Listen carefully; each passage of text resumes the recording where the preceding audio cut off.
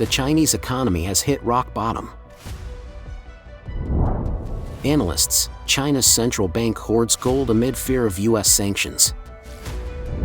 China's first delisted real estate company made its fortune in Zeng Qinghong's hometown. CCP establishes overseas security firms to serve Belt and Road Initiative. It's all covered in today's China Truths. The Chinese economy has hit rock bottom. Chinese college graduates forced to rely on parents as economy slumps. According to the Epoch Times Chinese edition, the job market in mainland China this year is especially difficult for college graduates, many of whom are unable to find work and are forced to rely on their parents for support. Pei Yilin, a mainland netizen, shared in an interview with Epoch Times on April 1st that her son was a designer at a toy company after finishing college. However, with the current economic downturn, the company went out of business, and her son has been unemployed for the past 4 months and forced to live at home with his parents. Pei Yilin shared that they give him money through his girlfriend, but he still relies on them for food. She added, "Among my friends, their children are also unemployed. It's very difficult. Everyone is struggling, but we can't talk about it openly online. We can't even express our grievances. If there are any changes to our retirement funds, what will we do? Rob a bank?" Wu Yingnan, pseudonym, the parent of a recent graduate from a university in Heilongjiang, also shared with Epoch Times on April 5th that there are very few suitable job opportunities, especially in the eastern 3 provinces, and that even with a good major that suits you, it's challenging to find employment. Her son has been at home lately, preparing for the civil service exam, but competition for such positions is fierce and not easy to obtain. According to the Higher Education Talent Network's report at the end of 2022, it is very likely that the youth unemployment rate will exceed 20% during the graduation season of 2023. In the next 3 to 5 years, the employment situation in China will not be optimistic, and getting a job first and then choosing a career path will become a must.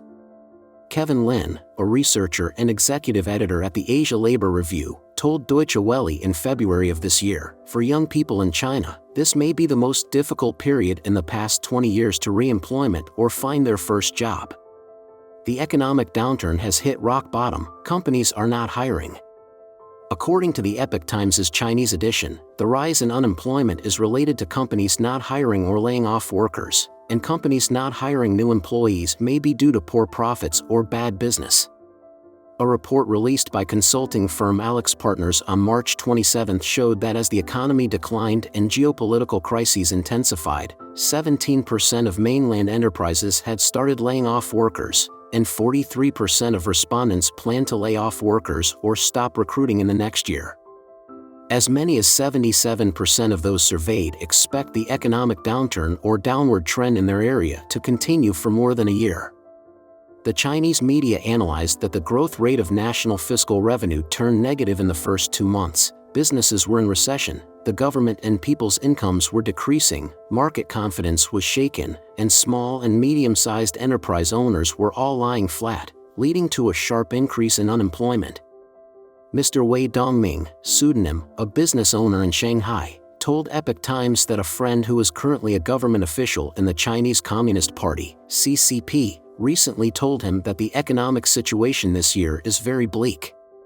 If it hits the bottom, there may be 3 results: rebound, hit the bottom, or break the bottom.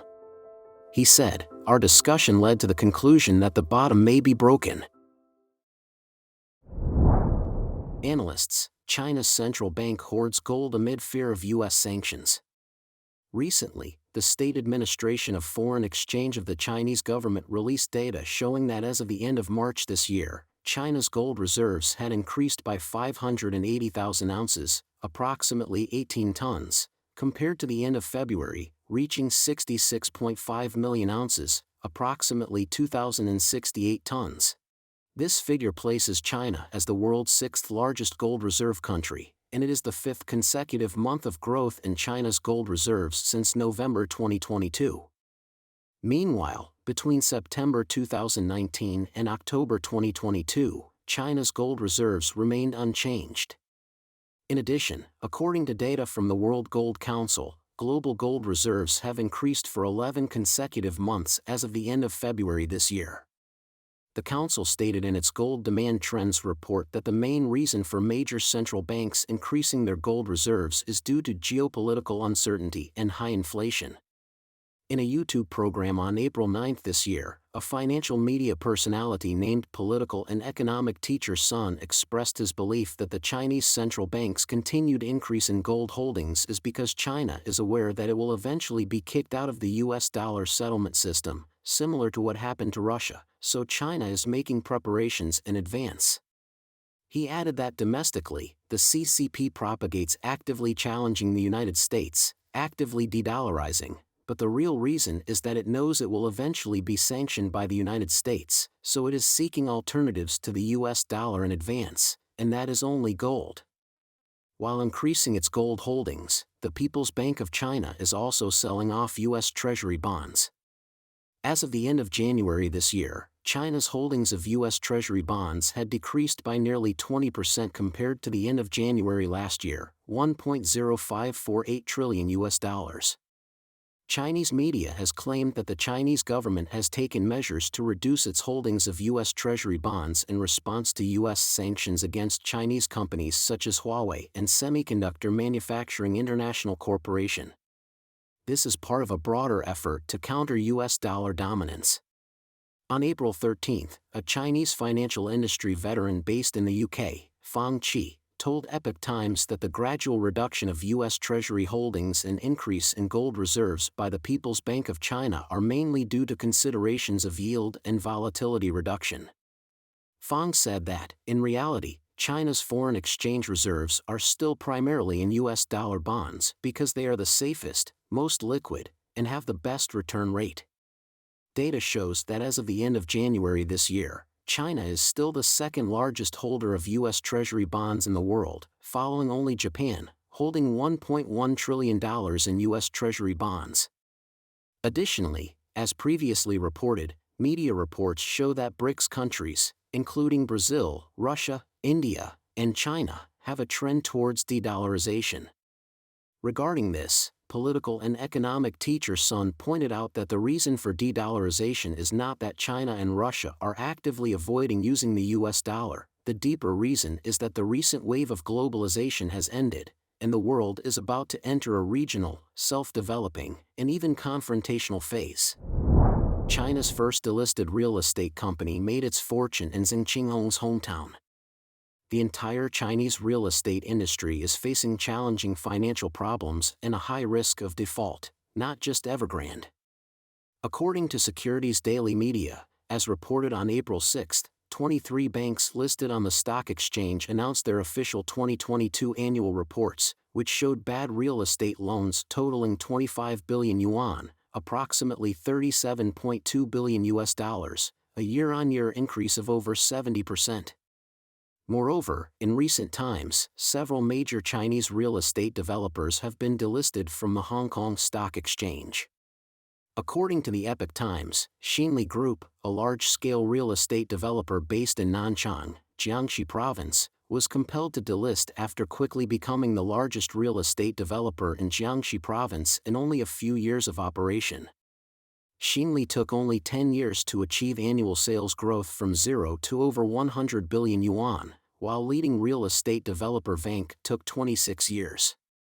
The mainland media, Qinghong, once stated that Xinli's rapid development could not have been achieved without the support of its luxurious backers.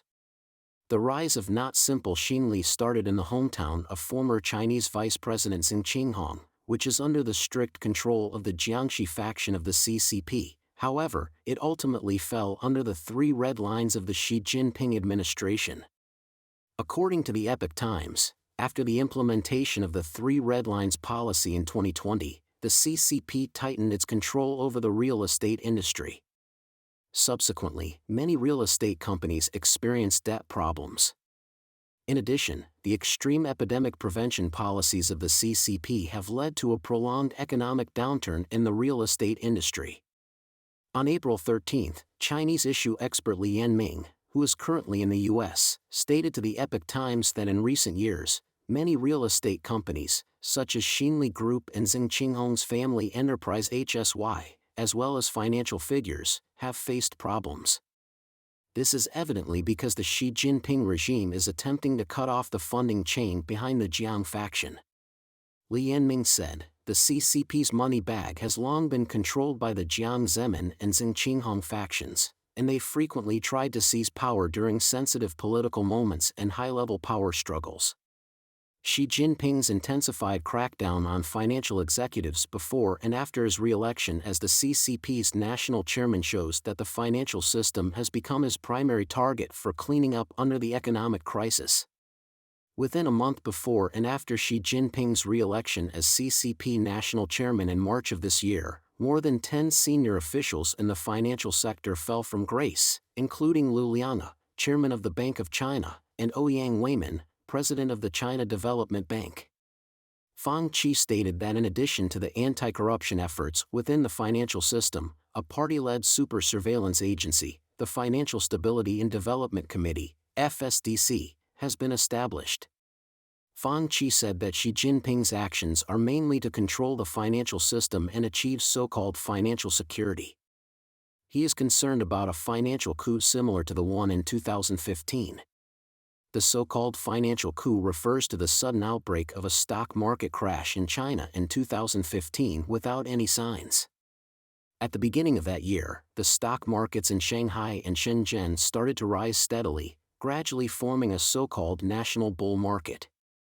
However, starting on June 15 of that year, the stock markets in Shanghai and Shenzhen plummeted, and within a month, the market value of the stock market evaporated by more than 20 trillion yuan, approximately $3 trillion. The Chinese Ministry of Public Security later found that the three major securities firms, CITIC Securities, Haitong Securities, and Guosen Securities, were shorting the Chinese stock market, and officials such as Yao Gang, the former deputy director of the China Securities Regulatory Commission, were implicated.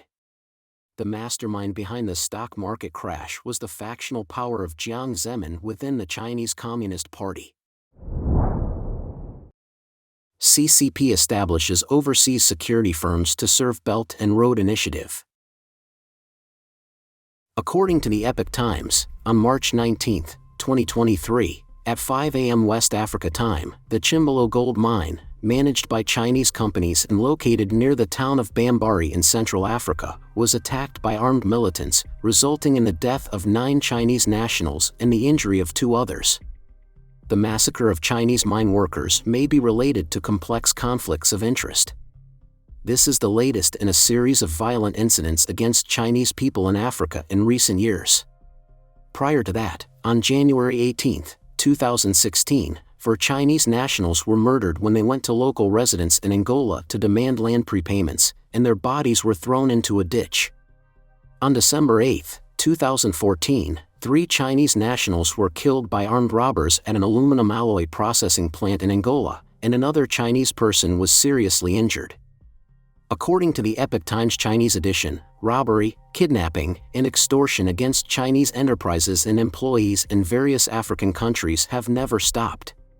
On April 1, Paul Nantulia, a China affairs expert at the Africa Center for Strategic Studies in Washington, D.C., informed Voice of America that 99% of China's security contractors are former members of the CCP's military, as well as former members of the special forces and armed police. The CCP exercises control over security companies to support the Belt and Road Initiative. The CCP's white paper, China's National Defense in the New Era, published in 2019, affirmed that safeguarding overseas interests is also a top priority in the Belt and Road Security Cooperation. A search for Chinese security contractors in Africa on the internet will yield some videos and images that show fully armed Chinese personnel working with African security forces in many countries, conveying the message that their activities are approved by the CCP authorities. Don't forget to comment in the section below to share your opinions on today's topic with us. Make sure to like and subscribe to see more interesting topics from China Truths.